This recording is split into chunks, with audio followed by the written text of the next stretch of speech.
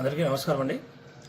రాయదుర్గం నియోజకవర్గ పరిధిలో డిహిరాల్ మండలంలో చెల్లపల్లి గ్రామంలో జనవరి 29వ తేదీన రాత్రి సుమారు 11 గంటల సమయంలో కరూరు కుపేందర్ రెడ్డి అనే వ్యక్తిని వాళ్ళ ఇంట్లో వాళ్ళు అంటే వాళ్ళ తండ్రి వాళ్ళ చిన్నాన్న కొట్టి చంపినారని 30వ తేదీ ఉదయం 10 గంటలకు చనిపోయిన కరూరు రెడ్డి వాళ్ళ తల్లి శకుంతలమ్మ ఫిర్యాదు మేరకు డిహిరాల్ పోలీస్ స్టేషన్లో హత్య కేసు నమోదు చేయడమైంది.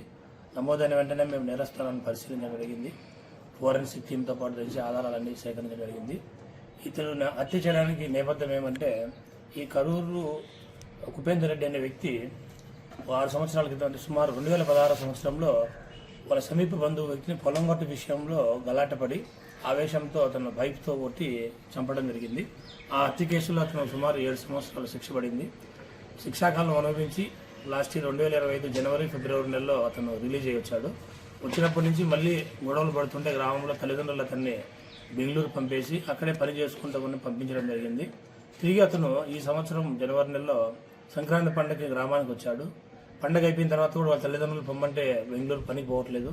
ఇక్కడే ఊళ్ళోనే ఉంటూ తాగులకి అలవాటు పడి తాగి ఇంట్లో వాళ్ళపై గలాటకు పోతున్నారు. ప్లస్ ఈ మధ్య తల్లిదండ్రులను డబ్బులు ఇవ్వమని చెప్పి తన వ్యసనాల కోసం అడుగుతున్నారు. వాళ్ళు కూడా ఈ కుపేందర్ రెడ్డి చేసిన జైలు నుంచి బయటకు తీసుకురావడానికి లాయర్లకు, కేసులకు, కోర్టులకు అన్నిటికీ కూడా చేసి కొంచెం అప్పు చేశారని, ఆ అప్పు తీర్చేదానికి డబ్బు సరిపోదని చెప్పేసి ఇతన్ని దండించడం జరిగింది. డబ్బు ఇవ్వలేదని 29వ తేదీ ఉదయము, మధ్యాహ్నము, సాయంకాలము 2-3 సార్లు వాళ్ళ తండ్రితోనూ వాళ్ళ చిన్నాన్న డేగరాజుతోనూ గొడవపడడం జరిగింది. వాళ్ళనే తిరిగి అతను కొట్టబోతే ఇతని వల్ల కుటుంబ సభ్యులకే ప్రాణాపాయం ఉందని, లేదా ఇతరుల గ్రామస్తులకు కూడా ప్రాణాపాయం ఉందని భావించి ఎప్పటికైనా వాళ్ళకు మళ్ళా గతంలో జరిగిన ఒక చావు మళ్ళీ ఊర్లో ఏదైనా చావు జరిగితే కుటుంబానికి పరుగు పోతుందని, ఇబ్బంది కలుగుతుందన్న ఉద్దేశంతో తండ్రి చిన్నాన్న ఇద్దరు కలిసి ఇతను ఎట్లకి చంపేయాలన్న ఉద్దేశంతో రాత్రి 10:30 గంటల సమయంలో ఆ కుపేందర్ రెడ్డి ఇంటి ముందర పనుకొని ఉంటే కట్టెలతో విచక్షణారహితంగా కొట్టి అతన్ని చంపడం జరిగింది.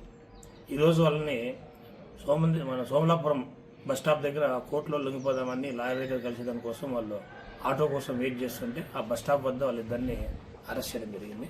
వీళ్ళని రేపు కోర్టులో ప్రొడ్యూస్ చేయడం జరుగుతుంది.